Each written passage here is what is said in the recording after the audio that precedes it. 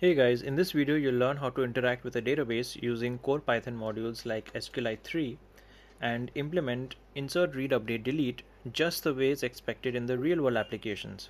Okay, so I'm just going to give you a quick overview of the entire project. On our left hand side we have just 3 files. Okay, and it's a clean structure, so there is separation of concerns. Okay, so each file is responsible for a specific task. Okay, like for example, database configuration file is responsible for creating a connection and a table as well.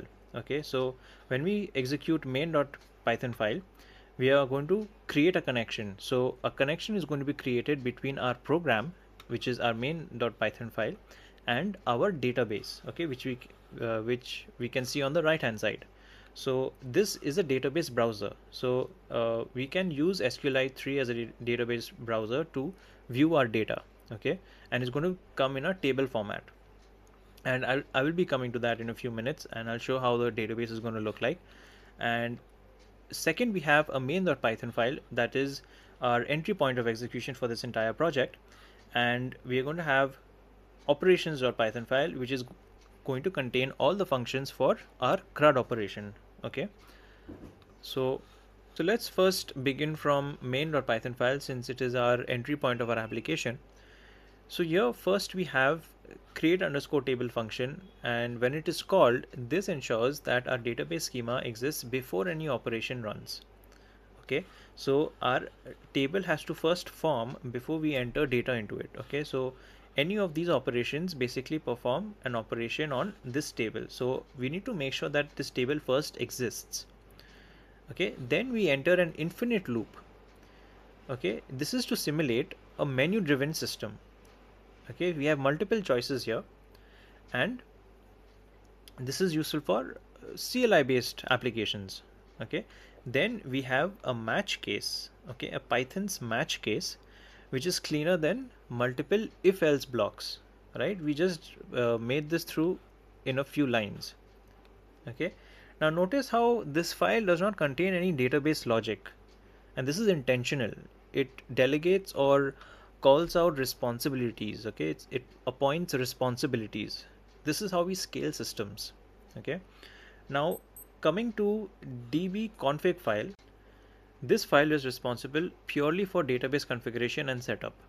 So we start by importing SQLite 3, which is a Python's built-in module to interact with SQLite databases. Okay, so that means this module acts as a bridge between our Python module and our SQLite database engine. Okay, meaning every SQL command that we fire or write goes through this interface. Now here we define a function to create a database connection.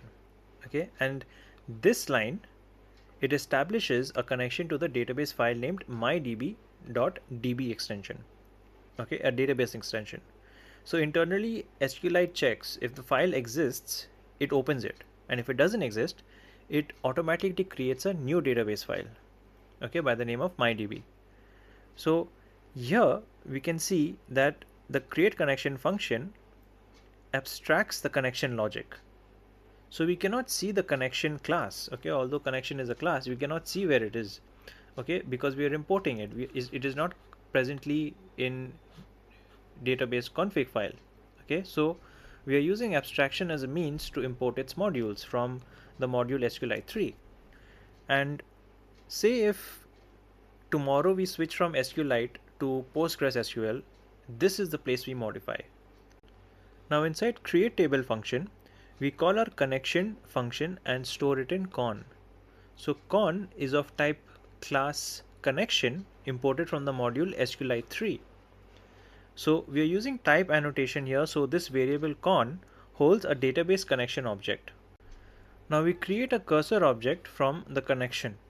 The cursor is what actually executes the SQL queries. So without a cursor, we cannot interact with the database. So here we are using triple quotes, so we can write multi-line SQL, and here we use create table if not exists, which makes the operation idempotent, meaning it won't recreate the table if it already exists in the database. And we enforce certain constraints like primary key. Okay, it provides unique user identification, and auto increment automatically assigns a increasing IDs. Okay, Now we enter for name, phone and email, and we have not null, which means that this field or this entry cannot be empty. Okay, and for phone and email we have unique, which means we cannot provide any duplicate records. It prevents duplicate records. Okay, and this line right here, it commits the transaction. So whatever query we have given, any changes made, like creating the table, are written permanently into the database file. So finally we close the connection. Alright, so now we know how our connection is being created and a table inside the database, okay, is being created. So now we can go to operations, and before we come to operations, I just want to quickly show you that these are the file structure, right, that you were aware of. And as soon as I run the main file, we are going to have a fourth file which is by the name mydatabase.db file or database file. Okay, so I'm just going to quickly run this. Okay, and as soon as I hit enter, we're going to have a fourth file, database file. Okay, and I'm going to open that database file from our browser.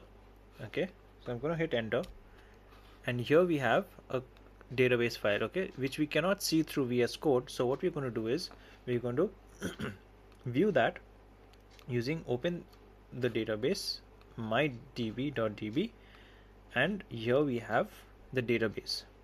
Okay, so right now the database is currently empty. The table that we have has been created, but there are no there is no data in it. Okay, but the fields have been created already. Okay,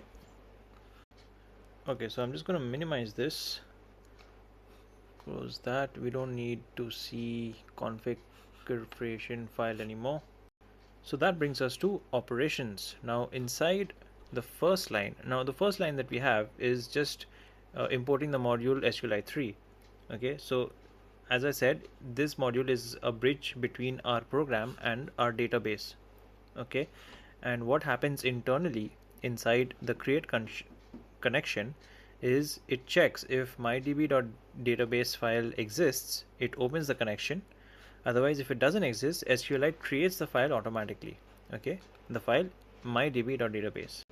Alright, so now we come to the actual CRUD operation. So in the first operation, we have insert user, where we have name, phone number and email, and this is basically going to collect the runtime input from the CLI. Okay, and then we come to the try exception block.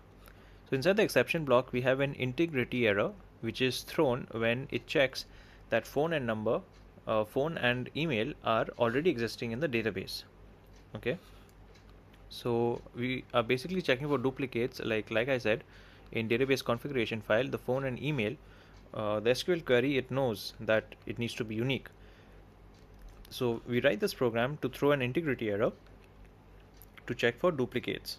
All right, and if there is no data for phone and email in this database, then we basically come to the try block. That means there is a new user, and for every new user, we're going to create a connection, and that's going to create a session with the database. Okay, now using that connection object, we have created a cursor.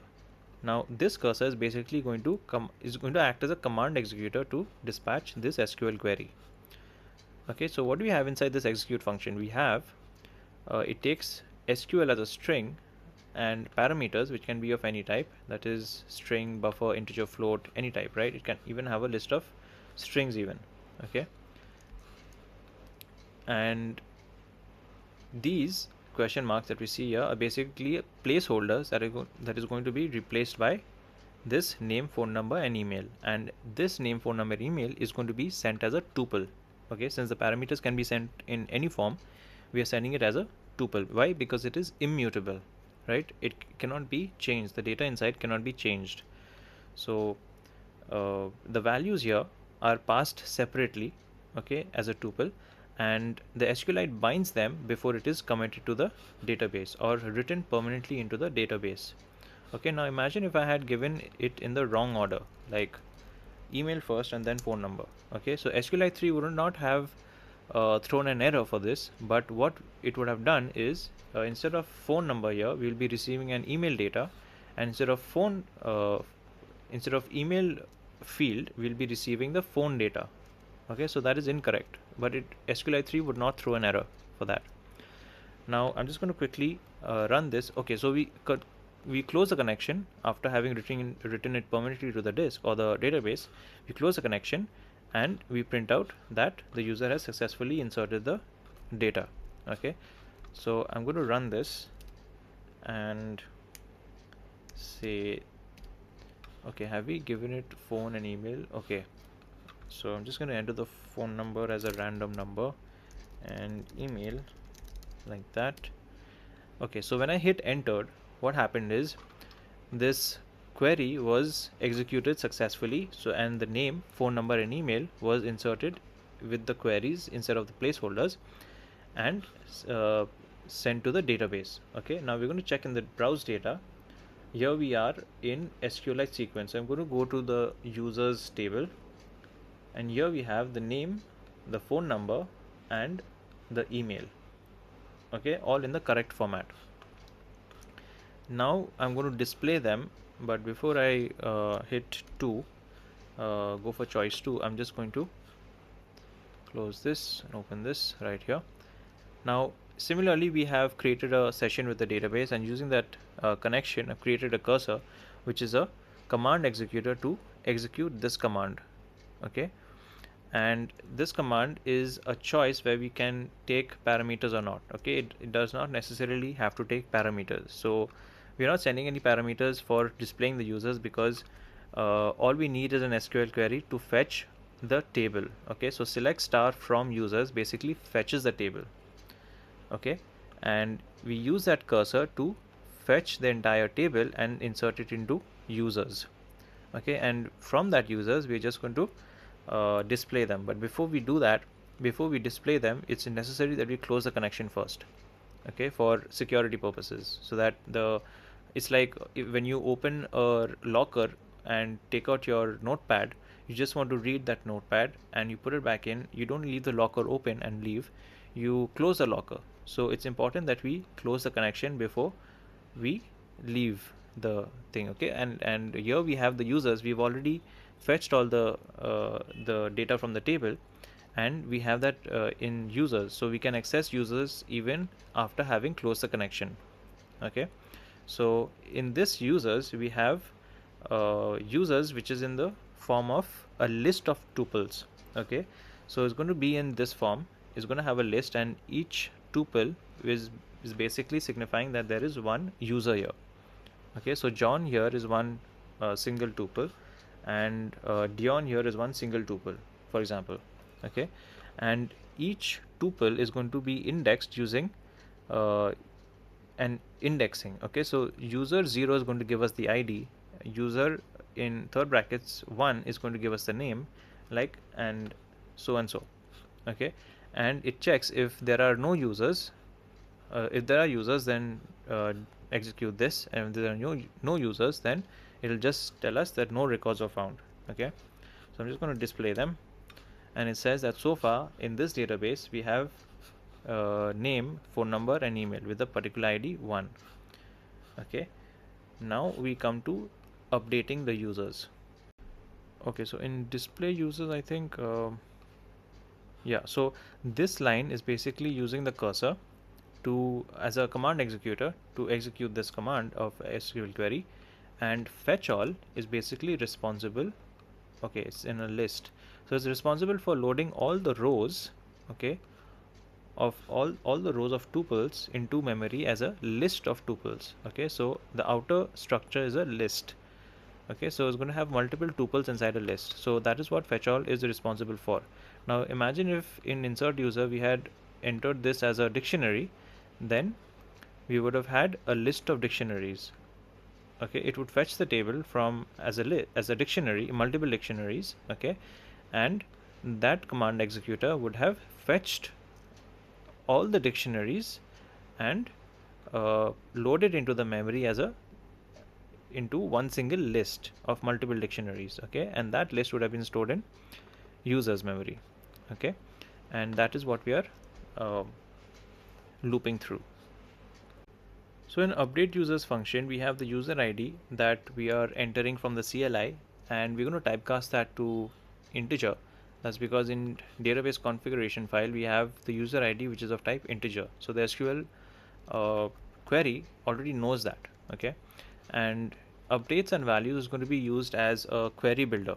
That means that when we are given a choice to update the name or the phone or the email, and we enter the name, okay, and we provide it with some data, that data is going to be stored in the name, and that name is going to be appended to the values list. So values is going to hold a list of all the data that we want to update of name, phone and email, or email.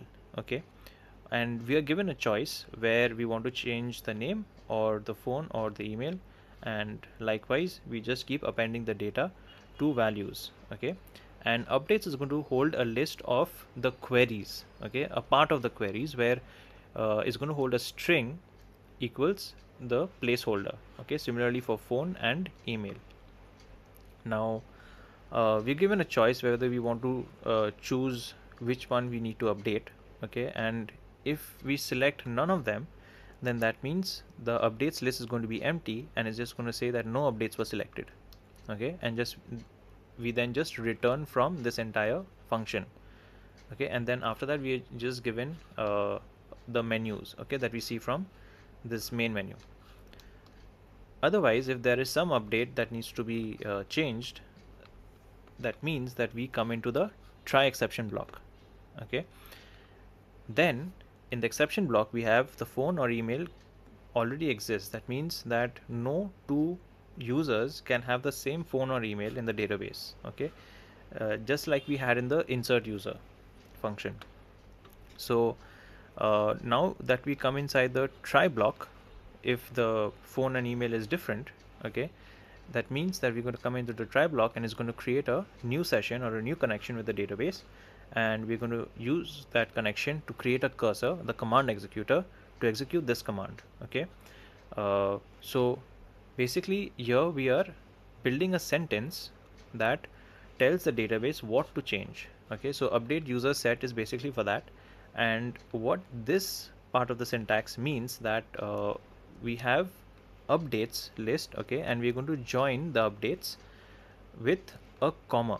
That means in the end, say if you want to change the name and email, right, so we're going to have the name and email that initially looks in this format: the name equals question mark comma string equals email equals question mark, right? So initially it's going to look like this, but after we have changed this with the joining all the updates, all the contents of the updates, all the indexes of the updates with a comma separated annotation, then we have we're going to have something that looks like name equals question mark with commas, email equals question mark. Okay, so it's no longer going to be a list. Okay, so we're going to have something that looks like this. So ultimately this query is going to look something like I'm just going to copy this entire thing, place it here, and instead of this we're just going to replace it with this. Okay, and this is something that the SQL query understands. Okay, and instead of these question marks or these placeholders, we're going to place it with these values. Okay, so and those values is actually going to be appended to the list. Okay, and values as in the data that we have entered as the name and email. Okay, so we're just going to print out the query that we are sending to the database, so that we know what query we are sending and there are no discrepancies in the query. So after that we have the values, okay, as name and the data for name and email. Okay, so name and values, say supposing if you want to have the data as Zara, and okay, it's going to be a list, right? So it's going to look like this in a string. Okay, and it's going to have the email ID as Zara at gmail.com, okay, and it's going to append the user ID to the values list. That means it's going to have comma user ID say 1. Okay, we're going to replace this user ID 1 which contains the name Dion. Okay, so it's going to change Dion to Zara and the name Dion at gmail.com to Zara at gmail.com using this value, this user ID. Okay, and now that we have this entire values in a list of all the data and the user ID, we're going to just use that value into the command executor. Use the command executor to execute this command where we have the query, okay, and the parameters that we take as values that is going to be placed in the order. Now the order here of the values depends a lot because the query will now hold, the query looks like this, right? Update user set name, email, where user ID, and so and so. And the parameters, which is of type list, okay, the values is going to be placed like Zara, which is going to take the first placeholder of name, Zara at gmail.com, which is going to take the second placeholder of email, and the third placeholder will be placed with the user ID. Okay, so the order here that we are having in parameter as values depends a lot on how the data is going to be sent. Okay, so SQLite 3 will not give us an error. Like I said in while we were inserting a new user, it's not going to give us an error, but there's going to be a mismatch in the format of how the data is going to look like. Okay, so after that we commit to the connection. That means we write onto the disk permanently or the database permanently, and we just close the connection. Okay, and then we just print out to the user that the user has been updated successfully. So I'm just going to update this choosing the choice 3, and now we are asked to enter the ID, user ID. Okay, so we come to this line to enter the user ID. Now I can't put any random user ID, I have to put the user ID that we see on the database. So I'm just going to put 1. And do you want to change the name? Yes, I do. And I'm going to enter the name Zara. And do you want to change the phone? No. Do you want to change the email? Yes. Okay, so one by one we are keeping on asking the user that what he wants to change. Okay, so updates has a list of 2 data so far, so name and email. So it's going to skip this, okay, and is going to check, since updates does have data in it, is going to skip execution here, and is going to come into the exception block, and it checks whether it already exists in the list or not, okay, in the database or not. So since it doesn't exist in the database, we come to the try block and it creates a connection. So now what's going to happen is we're going to execute this command. Okay, so that means that when we enter a new email, say Zara at gmail.com, it's going to, as soon as I entered, it showed us that the query is so, like I printed, update user set name is equals to placeholder, email is equals to placeholder, and where user ID is placeholder, exactly how I showed, right? And the values is going to have Zara in a string, Zara at gmail.com in a string, and the user ID 1. Okay, and it finally just prints out that the user has been updated successfully. That means that it executed the query with the parameters as values, okay, in the same order that we had entered. Now I am just going to refresh this, and what we are going to see instead of name and email is the updated name and email. Okay, now I close this and we move on to the delete function. So now inside this delete user function, we have taken the user ID, which is going to be of type integer. We are typecasting it to integer, and it's going to be stored in user ID, which is also of type integer. Okay, and then we're going to come inside this try exception block with an integrity error. Okay, so this is technically incorrect. Delete won't throw any integrity error if the record doesn't exist. So it won't affect any data at all. So what we're going to do is, till here it's fine, and we're going to remove the try and exception block, copy this, and we're going to check if the cursor dot, which is going to give us a row count, equals 0, that means that there is no user in the list. Okay, so the database is not containing that user ID or that particular ID that we entered. Else, if there is, then we just commit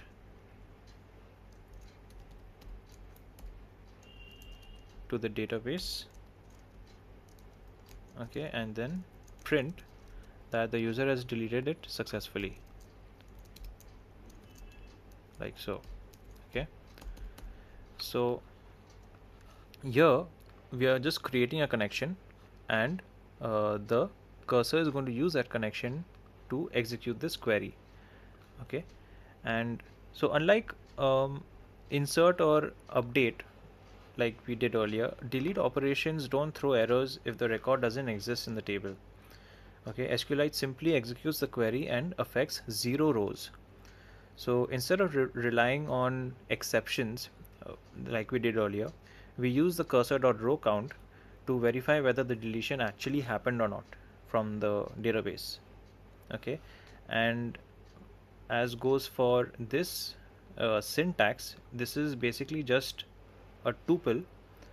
Okay, and says if you hadn't given this comma, that means that we would just be sending an integer. Okay, so the reason why we put this comma is we are sending a tuple with only one element inside. Okay, so if there's just one element we had to perform an operation on, then we write it in a tuple with parenthesis and a comma after the value. Okay, and why do we do that is because user ID is just considered as an integer, and a tuple with the parenthesis and a comma after the user ID is basically a tuple with one element. Okay, so instead of this placeholder is going to just send that tuple with just one element and say that delete from users where user ID is so and so user. Okay, and this is what the SQLite 3 database will understand. Then we check if the row count, that means we count the number of rows that we want to delete. Okay, and whichever row is say if the number of rows is 0, that means that that user for that particular user ID is not found in that list. So we just print out that there is an error, there is no users found in that list. Okay, otherwise it just commits to that database, it writes permanently into the database that the user has successfully deleted this ID with all its details, and then we successfully close the connection. Okay, so I'm just going to delete this ID1 whose name is Zara. I'm just going to print it out first. Okay, so I'm going to just delete ID1. I go for option 4 and I delete it. Okay, so it says user deleted successfully. Okay, so we should see the change here. So I'm going to refresh this table and see that there are no users in the table. Okay, and I'm going to check out here in to display the users, go for option 2. It says no records found. Okay, so there is no data that is now being stored in the database. So that brings us to the end of this project. We implemented a complete CRUD system using Python and SQLite database, but more importantly, we structured the code in a modular way, handled database constraints properly, and used parameterized queries to keep it secure. Okay, so if you found this video useful, make sure to build on top of this project by creating one where we can communicate with multiple tables, not just one. Okay, so keep practicing and I'll see you on the next one.